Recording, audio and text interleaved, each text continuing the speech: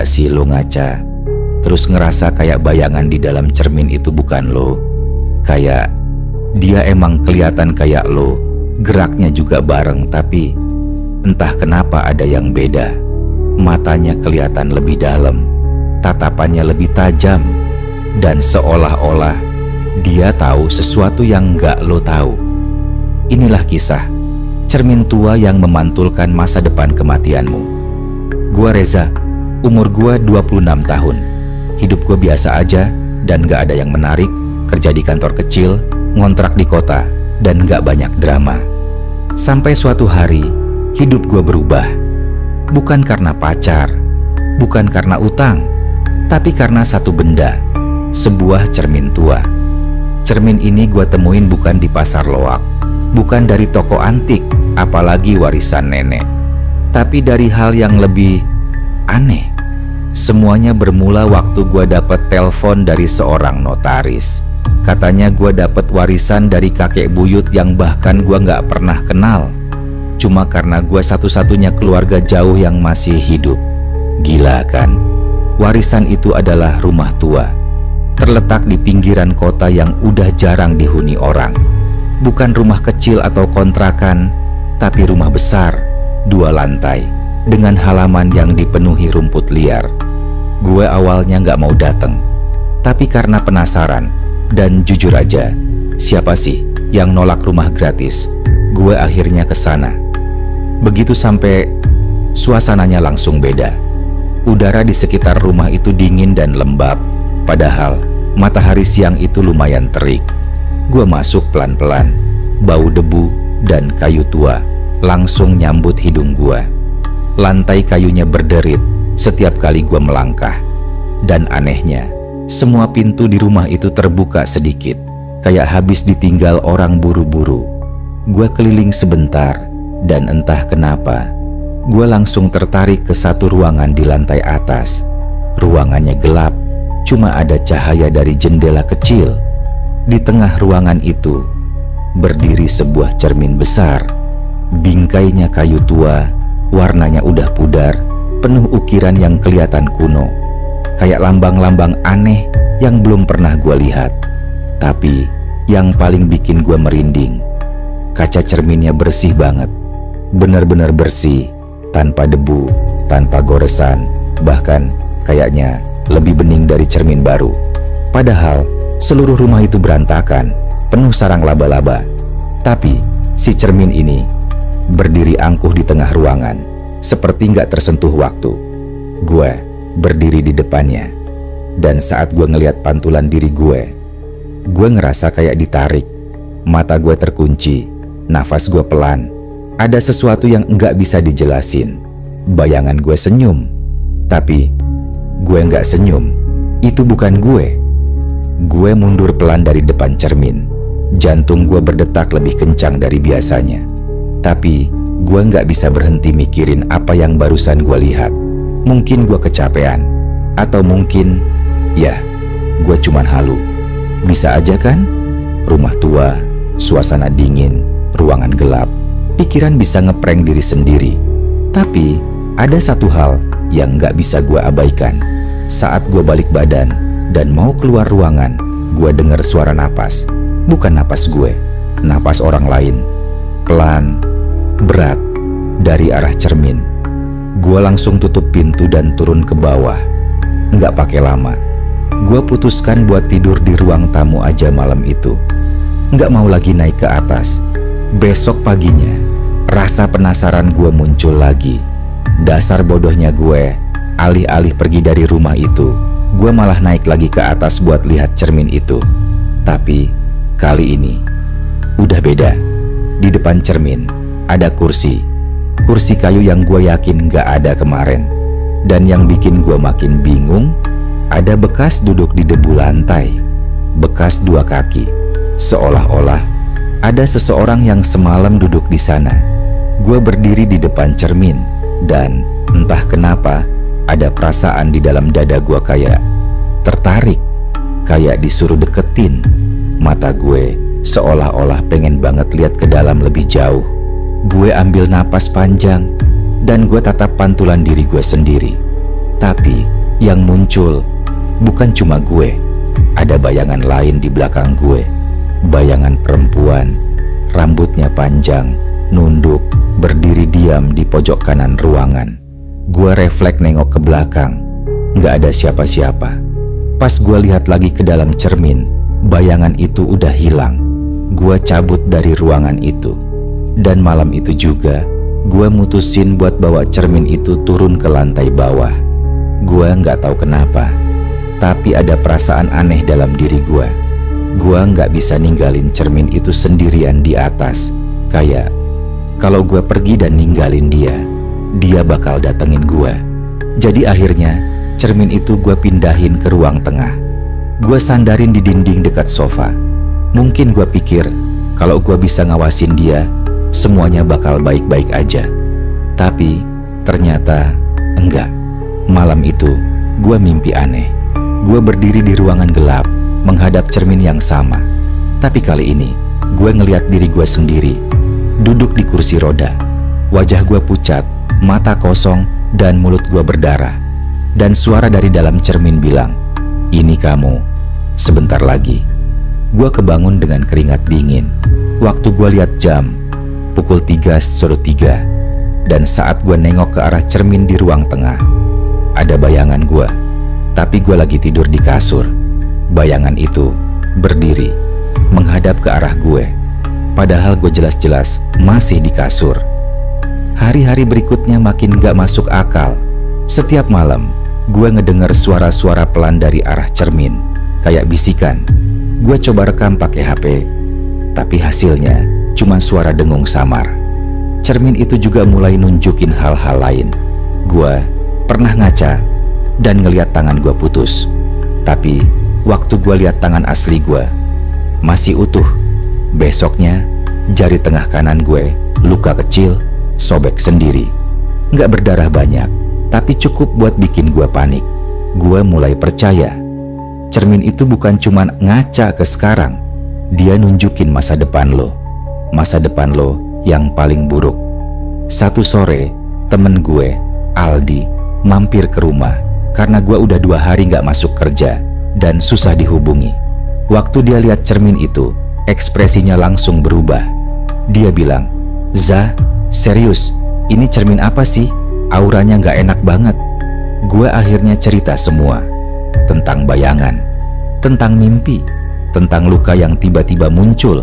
Aldi diem, tapi dia malah ngelakuin hal yang gak gue duga. Dia berdiri di depan cermin, ngelihat pantulannya, dan matanya langsung melebar. "Anjir, kenapa gua?" Gua tanya, "Kenapa? Lo lihat apa?" Dia gak jawab. Dia mundur pelan, terus langsung pamit pulang.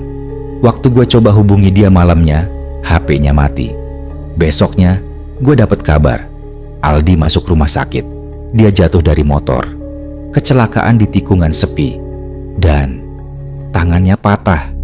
Tangan kanan, jari tengahnya remuk. Sama persis kayak yang gue lihat di cermin waktu itu. Saat itu gue sadar, cermin ini bukan cuma nunjukin masa depan kematian lo, tapi juga bisa ngasih lihat kematian siapa aja yang pernah berdiri di depannya. Dan yang paling parah, semakin sering lo lihat, semakin cepat waktunya. Setelah kejadian sama Aldi, gue mulai yakin ini bukan halusinasi, bukan sugesti, bukan perasaan.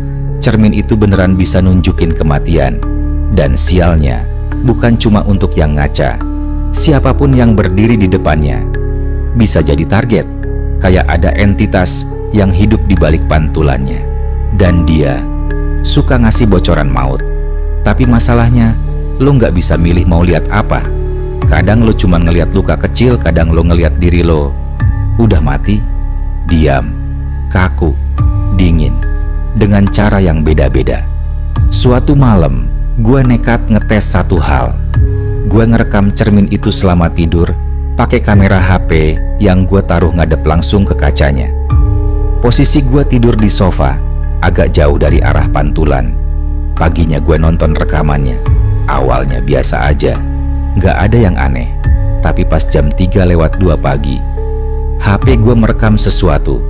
Bayangan gue berdiri, padahal di kenyataan gue lagi tidur.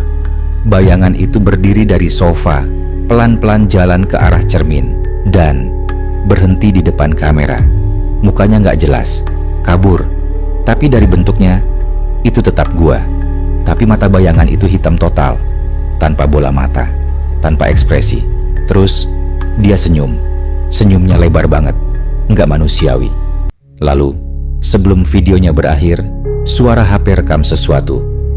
"Kamu sudah lihat, sekarang kamu bagian dari kami." Setelah itu, layar langsung gelap. Gue cek HP-nya, dan memorinya rusak. File rekaman hilang, nggak bisa dibuka lagi. Dan anehnya, sejak malam itu, gue nggak bisa tidur di sofa. Setiap kali gue coba baring di ruang tengah, gue bakal mimpi buruk. Mimpinya selalu sama. Gue duduk di kursi, di depan cermin. Di belakang gue ada sosok, tapi gue nggak bisa nengok. Gue ngerasa kayak ditahan, dan suara itu selalu sama, menggema di dalam kepala gue. "Bayanganmu sudah punya takdirnya sendiri." Gue mulai kehilangan pegangan. Makan gak enak, tidur gak nyenyak. Muka gue pucat, rambut gue mulai rontok. Tiap pagi gue ngaca dan ngerasa kayak tubuh gue berubah. Kayak yang gue lihat di cermin bukan tubuh gue yang hari ini, tapi tubuh gue waktu nanti gue mati. Suatu siang, seorang tetangga tua namanya Bu Ratmi datang bawa makanan. Dia bilang dia tinggal beberapa rumah dari rumah gue, dan dia ngeliat lampu rumah ini nyala terus tiap malam, tapi gak pernah dengar suara orang. Waktu dia masuk ke ruang tengah, matanya langsung tertuju ke arah cermin. Dia diem lama. Terus dia mundur satu langkah dan tanya pelan, "Nak, kamu nemu cermin itu di rumah ini?" Gue diem. Setelah dia meninggal, cermin itu hilang. Katanya dikunci di lantai 2 rumah ini. Warga sekitar minta ruangan itu disegel, tapi rumah ini ditinggalin bertahun-tahun dan gak ada yang berani masuk. Gue tanya, "Kenapa gak dibuang aja cerminnya?" Bu Ratmi jawab, "Karena gak bisa dibuang, gak bisa dipindah jauh. Ada orang yang pernah nyoba buang cermin itu ke kali. Besok paginya, cerminnya balik sendiri, berdiri di depan pintu rumahnya. Dan orang itu meninggal 2 hari kemudian, jatuh dari lantai 4. Gue mulai gemetar. Gue nanya satu hal terakhir ke Bu Ratmi, "Bu, terus saya harus gimana?" Dan dia jawab pelan, "Jangan pernah lihat terlalu lama. Jangan ajak orang buat ngaca bareng. Dan yang paling penting, jangan percaya kalau bayanganmu tersenyum balik." Setelah hari itu, gue mutusin buat bener-bener menghindari cermin itu. Gue tutup pakai kain hitam tebal. Gue hindari ruangan itu sebisa mungkin. Tapi, kayaknya udah telat. Gue mulai ngeliat bayangan itu di tempat lain. Di kaca kamar mandi, di layar HP waktu selfie, di kaca etalase toko. Bayangan yang senyumnya makin lebar dan matanya makin kosong. Dan yang paling ngeri adalah, sekarang gue mulai dengar suara dari dalam cermin. Bukan cuma bisikan samar, tapi kalimat utuh. "Tinggal 7 hari lagi, temanmu akan jatuh lebih dulu. Setelah itu, kamu." Gue ngerasa hidup gue udah bukan milik gue. Dan gue sadar, setiap kali gue panik, bayangan itu kelihatan makin puas.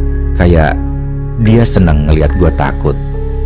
Malam terakhir yang bener-bener bikin gue yakin semuanya udah di luar kendali terjadi 3 hari setelah Aldi keluar dari rumah sakit. Dia datang lagi ke rumah gue. Katanya dia masih penasaran, dia masih ngerasa gak tenang, dan dia pengen lihat sekali lagi apa yang sebenarnya ditunjukkan cermin itu. Gue larang. Berkali-kali gue bilang jangan, tapi dia maksa. Dia berdiri lagi di depan cermin, dan detik itu juga gue lihat bayangannya jatuh. Tubuhnya terpental ke belakang, matanya membelalak.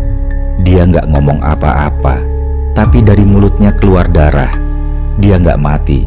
Tapi waktu dibawa ke rumah sakit, dokter bilang dia kena stroke ringan mendadak. Padahal usianya baru 27 tahun. Sehat, nggak ada riwayat. Tapi satu hal yang bikin gue makin yakin, ini semua bener. Tangan kanannya nggak bisa digerakkan. Sama seperti yang pernah dia lihat waktu pertama kali ngaca ke cermin itu.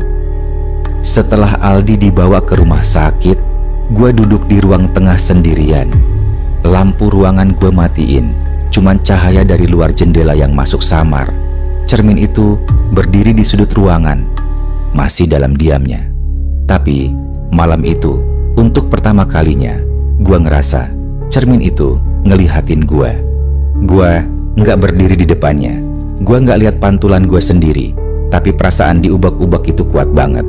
Kayak ada mata dari balik kaca yang terus ngikutin gue. Dan tiap kali gue nengok, nggak ada siapa-siapa. Cermin itu cuma diem, tapi hidup. Gue nggak bisa tidur. Jam 3 lewat, gue masih duduk di sofa, mata nggak kedip, telinga waspada dengar suara terkecil. Dan waktu itu terjadi. Cermin itu bergerak, bukan jatuh, bukan digeser, tapi benar-benar bergeser sendiri pelan. Kakinya geser beberapa senti, ngeluarin suara gesekan yang bikin bulu kuduk gue berdiri semua. Gue berdiri kaku, dada gue deg-degan kenceng banget. Dan dari dalam kaca muncul bayangan. Bukan bayangan gue, tapi bayangan yang sama kayak di rekaman dulu. Mata hitam total, senyum lebar kayak sobekan. Dan kali ini, dia nggak cuma senyum, dia ngomong, "Sini." Satu kata itu kayak nerobos masuk ke kepala gue. Gue merasa terhipnotis. Kaki gue maju satu langkah tanpa sadar. Gue nggak mau, tapi tubuh gue bergerak sendiri. Kayak ada tali yang narik dari dalam cermin. "Reza," katanya lagi. Kali ini lebih jelas. "Tempatmu bukan di sini." Gue maksa diri buat berhenti, tapi tangan gue udah terangkat, hampir nyentuh kaca.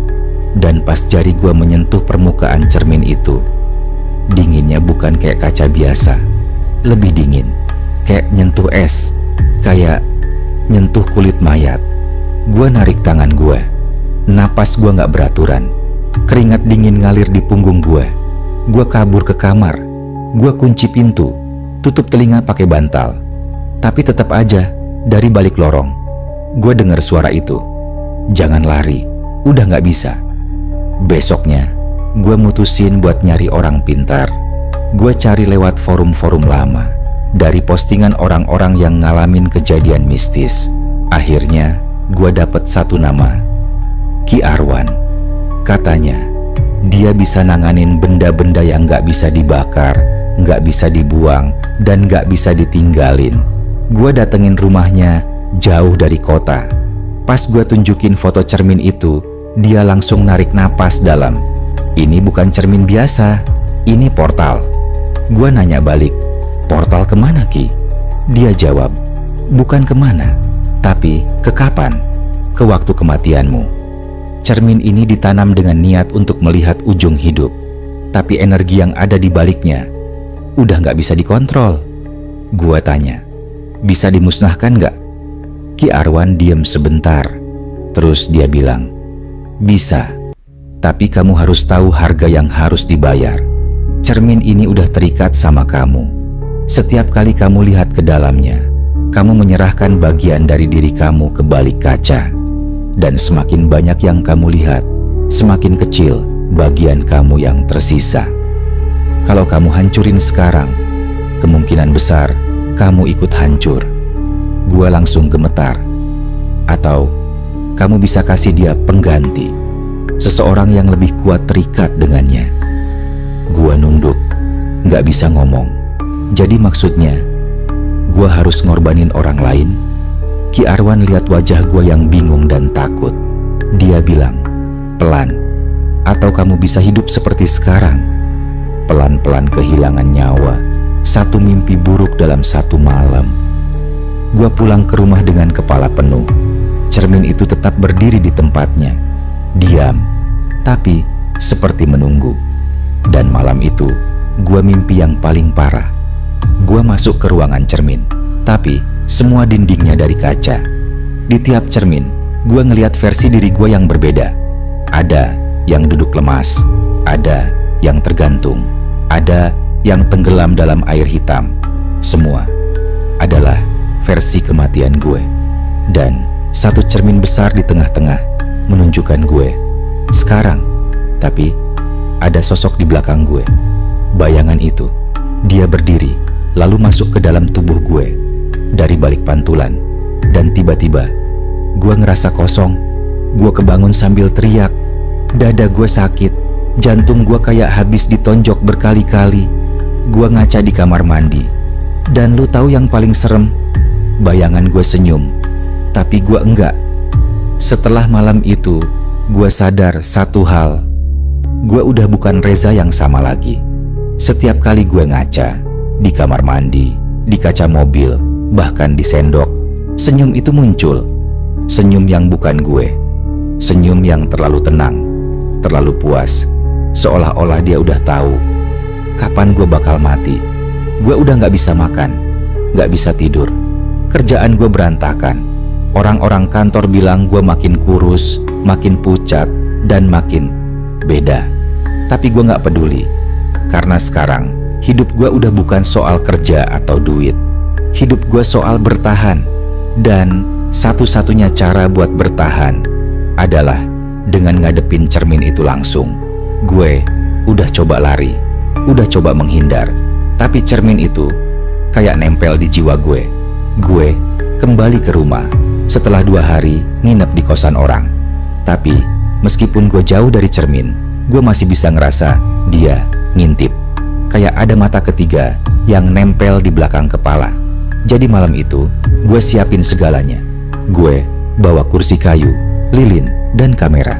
Gue duduk di depan cermin itu sendirian. Cuma gue, kaca besar itu, dan diam yang panjang banget. Gue ambil napas dalam-dalam.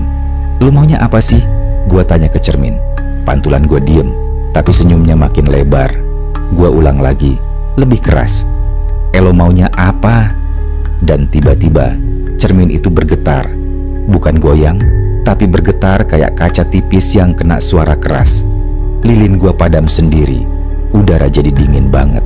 Dan dari dalam kaca muncul bayangan-bayangan. Banyak. Gue ngeliat orang-orang. Ada anak kecil, ada wanita hamil, ada orang tua, ada cowok yang wajahnya penuh luka. Dan semua dari mereka adalah orang-orang yang pernah lihat ke dalam cermin ini.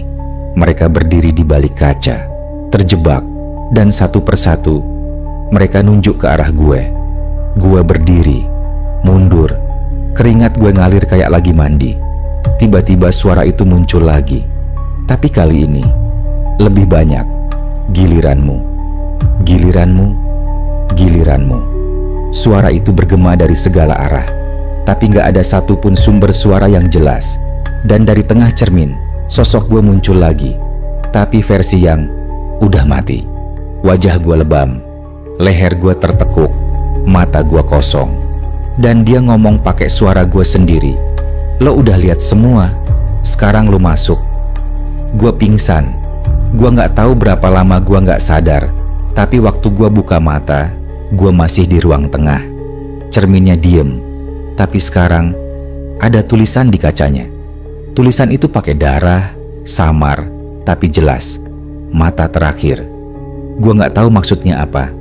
Tapi gue sadar ini bukan lagi soal bertahan. Ini soal memutus ikatan. Gue langsung pergi ke tempat Ki Arwan lagi. Gue cerita semuanya. Dan dia cuma bilang, kalau kamu mau bebas, kamu harus balikin apa yang kamu lihat. Semua kematian yang kamu intip dari cermin itu harus dikembalikan. Karena setiap kali kamu lihat kematianmu, kamu sebenarnya nyolong bagian waktu dari orang lain. Dan sekarang mereka nuntut gantinya. Gua tanya, gimana caranya? Ki Arwan diam sebentar. Lalu dia kasih gua satu benda. Pecahan kecil dari kaca hitam. Katanya itu dari ritual pemutus. Gua harus tidur dengan kaca itu di dada. Dan biarkan cermin utama menghisap semua bayangan yang selama ini masuk ke tubuh gue. Tapi kalau ritual ini gagal, gue gak bakal bangun lagi. Gue pulang. Malam itu gue bersiap, tidur dengan posisi terlentang. Kaca hitam kecil gue taruh tepat di atas dada gue. Lilin kecil dinyalain di 4 penjuru kasur. Dan gue pejamkan mata. Beberapa menit pertama hening. Tapi gak lama kemudian suara itu muncul lagi. Bisikan, teriakan, tangisan. Semua kejadian yang pernah gue lihat di dalam cermin muter ulang di kepala gue. Dan dari kejauhan, suara yang paling jelas, suara gue sendiri. Kamu nyolong waktu mereka. Sekarang waktumu habis. Gue ngerasa dada gue berat. Gue gak bisa gerak. Gue mau buka mata, tapi kelopak mata gue terkunci. Terus gue ngedenger suara kaca pecah. Keras, dekat, dan gue bangun. Semua lilin mati. Kaca kecil di dada gue pecah berkeping-keping. Gue lari ke ruang tengah. Cermin besar itu retak.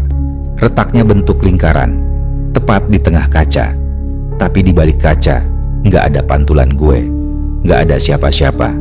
Kosong. Untuk pertama kalinya, cermin itu nggak nunjukin apapun. Gue nangis. Bener-bener nangis. Bukan karena lega, tapi karena takut. Karena dalam hati gue tahu ini belum selesai. Gue bungkus cermin itu dengan kain tebal. Gue kunci ruangan. Gue pasang paku di semua sisi pintu. Dan gue tinggalin rumah itu.